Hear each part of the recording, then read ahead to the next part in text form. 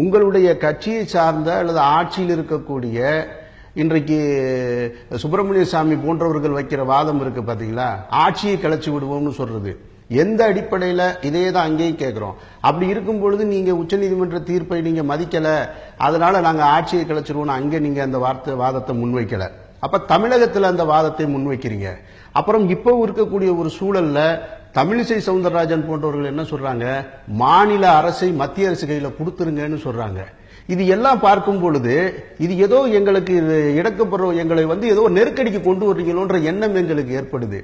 அதையும் தாண்டி நேற்றைக்கு இன்றைக்கு காலையில் நினைக்கிறேன் மரியாதைக்குரிய பொன் ராதாகிருஷ்ணன் அவர்கள் அமைச்சர் சொல்றாரு, இங்க இருக்கிறவங்க உணர்ந்துக்கிறணும், நம்ம கிட்ட இருக்கக்கூடிய சூழ்ச்சியலையும் சிக்கலையும் புரிஞ்சுக்கணும்.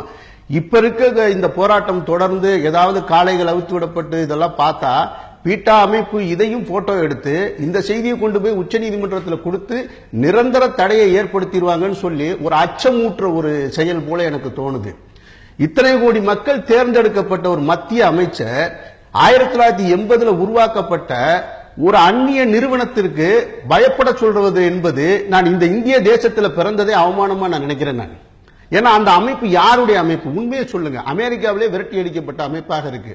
அந்த அமைப்பு ஸ்பெயின் நாட்டில் அந்த புல் ஃபைட்டிங்க்கு எதிரான ஒரு கேஸை பதிவு பண்ணுது.